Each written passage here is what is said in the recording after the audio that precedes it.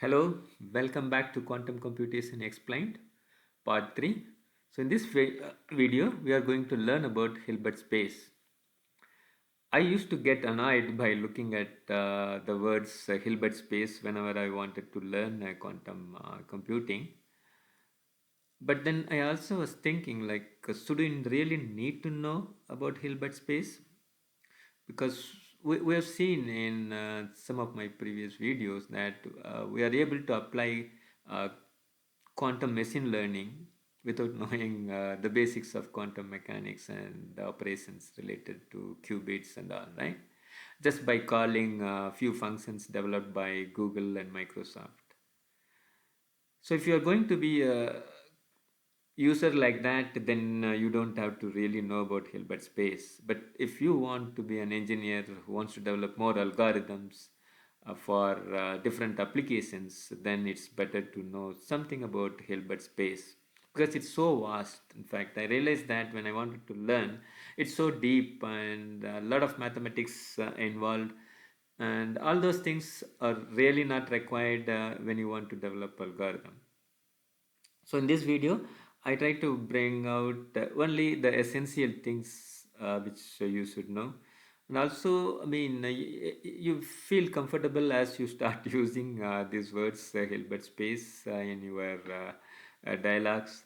So there's nothing very hard to know about that. Okay. So with this introduction, let's start learning about Hilbert space. It shows up a lot in mathematics, physics, and engineering because it was done by mathematicians. So obviously, you will see a lot of mathematics associated with Hilbert space. It was named after David Hilbert, a German mathematician. IBM Qiskit team has given a very nice description about Hilbert space. Hilbert spaces are one of the most important mathematical constructs in quantum mechanics and quantum computation. That's why we are learning now, right? And the second statement is a good one. A Hilbert space can be thought of the state space in which all quantum state vectors live. We know that we represent the state of qubits in state vectors, and whatever operations, the manipulations we do by applying gates, and finally we make measurements. So every operation, whatever we do, it's all done in Hilbert space, meaning whatever constraints, whatever rules and regulations we should follow, we will do that. That's what it means. It extends the methods of vector algebra and calculus from Euclidean spaces. So Euclidean spaces typically we talk about two-dimensional and three-dimensional, meaning plane and space, to spaces with any finite or infinite number of dimensions. So this is something interesting. So we have seen that we can extend to any finite and infinite number of dimensions. But before that, let's try to get to know about what is a space, first of all, in terms of mathematics, and what is Euclidean space, because Hilbert space is something like an extension of Euclidean space. Okay, so what is space? I mean, in English term, the space is the place where we all live in. But mathematically, there's a nice statement given by Gilbert Strang, the mathematics professor from MIT. The space R to the power of n consists of all column vectors with n components. Okay, so let us try to understand a bit. The components of V are real numbers, and that's the reason for having letter R. Depending on the dimension of space, we use the powers 1, 2, 3. Okay, so let's start with one simple example. So I have a two-dimensional graph here. So I will say that this is R2 or R square. So we are representing a two-dimensional space here. Okay. If the vector has complex number as its components, then we are working in complex space. So instead of simple xy axis, you have real and imaginary axis. Then we can say we are working on C square. We can add any vectors. I mean, if you have another two vectors, you can add these two vectors, and you can also multiply any vector by any scalar. So it means it will just it gets extended. Sorry. I mean, these two operations are very fundamental, and that those two operations are used frequently. A set B of vectors in a vector space V. So in this vector, so we can take a set of vectors and we call them as basis vectors if every element of V may be written in a unique way as a finite linear combination of elements of P. For example, if you take this vector, okay, 0, 1, 1, 0, like that, you will be able to derive any element or any vector V in this space. That's why they are called basis vectors. Okay, and basis vectors must span the whole space. That's what I mean. You can fill, but by taking these two, you try to manipulate, you multiply and then add. You will be able to generate any vector in this space. That's what it says. It spans the whole space. Okay. Elements of basis vectors are linearly independent. So this is an important point. So whenever you choose basis vectors, you should ensure that they are independent, meaning you cannot express one basis vector as a function of another basis vector. Okay, a vector space can have several bases. Okay, so this is another interesting thing. It's not necessarily that you have to always work on x and y axis in order to plot the data. You can take some arbitrary axis also, but there are some rules. Okay, what are those rules? A vector space can have several bases. However, all the bases have the same number of elements called the dimension of the vector space. So it should have, so to first condition we know that we should be able to span the entire space, meaning with using these two basis vectors, by having linear combinations we can generate any vector in this space. And the second thing is you should have a set of two basis vectors for this two-dimensional space. Similarly, when you are working in a three-dimensional space, you need three basis vectors. Those three can be any other, I mean, it can be any set, but you need to have three basis vectors. Okay. Basis vectors need not be orthogonal. So this is one more interesting thing. Typically, we always think that they are all 90 degrees to each other, right? X, Y in two-dimensional or three-dimensional X, Y, Z, but they need not be. For example, you can express any vector with a linear combination of these two vectors 1, 0, 1, 1. So as an example to have a different set of basis vectors you can see here. So this vector is first expressed as a linear combination of these three vectors, and later the same vector is derived from another set of three vectors. Okay, so we have two different bases, correct? So like that you can have any number of bases, but always you should have the number of basis vectors should be equal to the number of dimensions. Okay, so you would have got roughly something mathematically what a space means. So with this we'll go and learn about Euclidean space.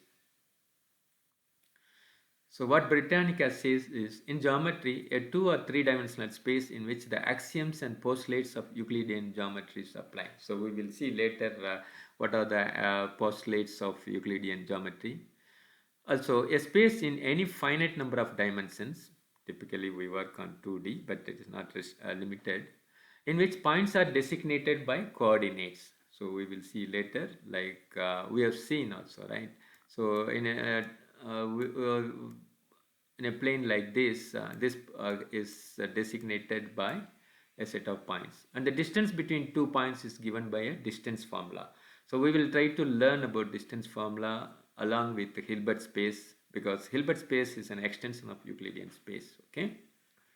Wikipedia says Euclidean space is the fundamental space of classical geometry. Why is it so? I mean, this is what we will see through the postulates of Euclidean geometry. So Euclid is the Greek mathematician. So in his period, he was living, I mean, hundreds of years back in Greek. So they were trying to put the geometry. So I mean, at that time nothing was available. So they were trying to frame up or put concepts. So the postulates are concepts. You don't have to prove. You have to accept. Like something we can say like 2 plus 3 is 5. We all accept. We don't want to prove that, right?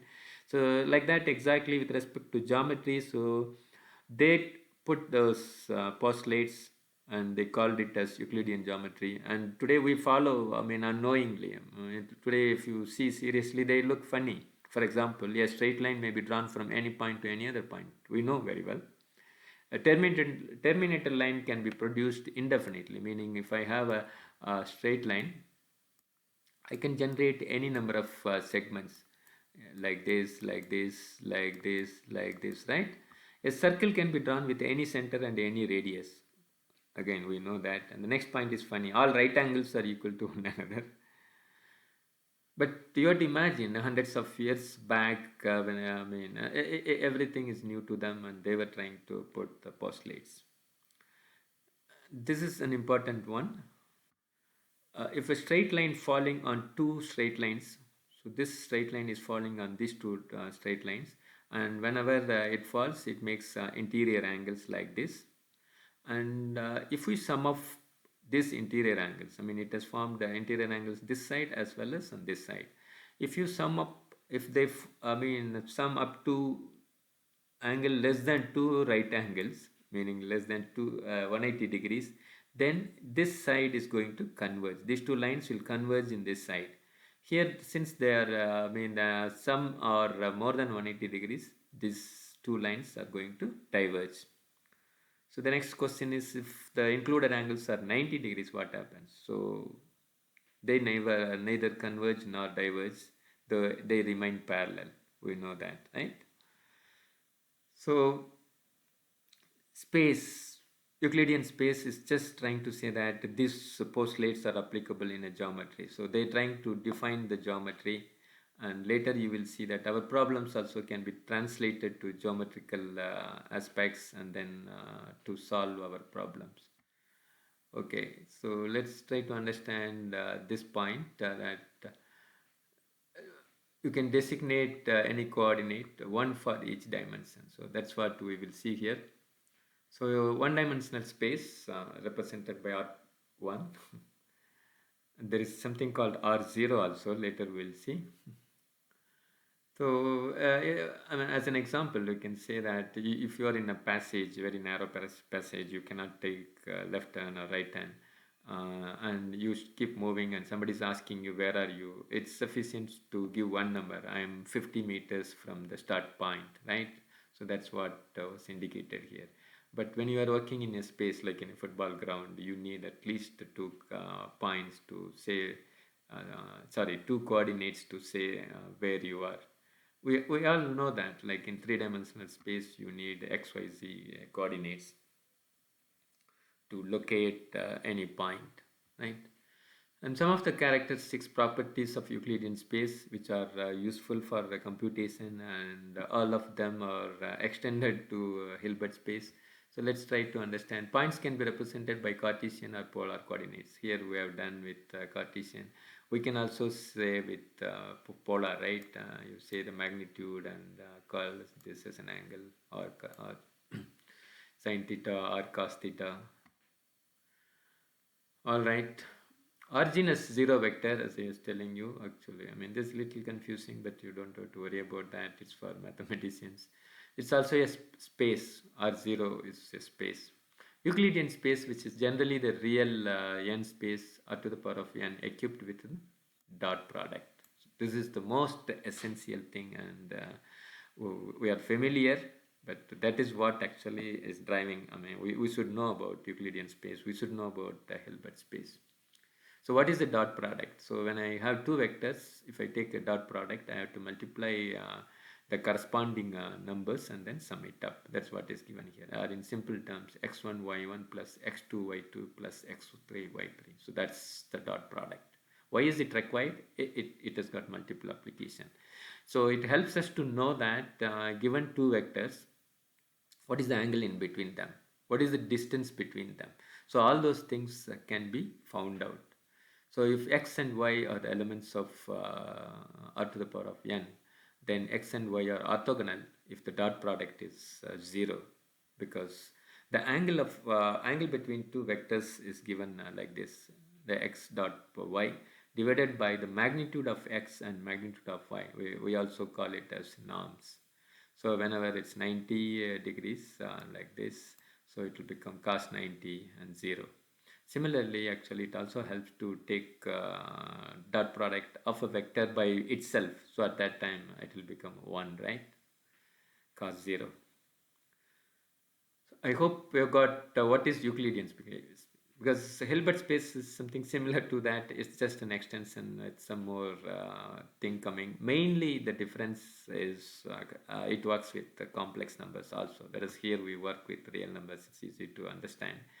Another thing, it works on multi-dimensional. Of course, Euclidean space also works with the multi-dimensional, but Hilbert space can work with even infinite dimensional thing. Okay, let's see that. In quantum mechanics, the state of a physical system is represented by a vector in Hilbert space. That is why we are trying to learn here. So any state of a qubit or a system, a quantum mechanical system, can be represented by a vector in Hilbert space. A Hilbert space is a complex vector space equipped with an inner product operation. We know what is inner product operation, which allows defining a distance function. So and orthogonality. So whether they are 180 degrees away or not. Sorry, yeah, they are 90 perpendicular or not. I'm sorry. Yeah. It helps generalizing the methods of linear algebra and calculus from the two-dimensional and three-dimensional Euclidean spaces to spaces that may have an infinite dimension. We will see later what it means, infinite dimension, and what is its application. The inner product of vectors ket v and ket w is written by bra v ket w.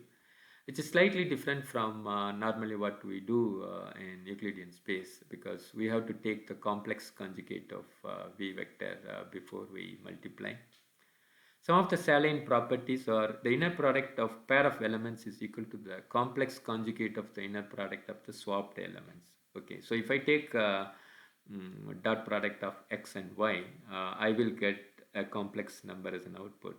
At the same time, if I take dot product of y and x, so I'll get another complex number, and these two complex numbers will be conjugate to each other. Okay, that's what it says here.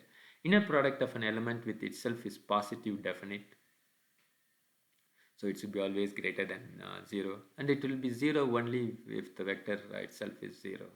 Okay, norm is given by represented like this.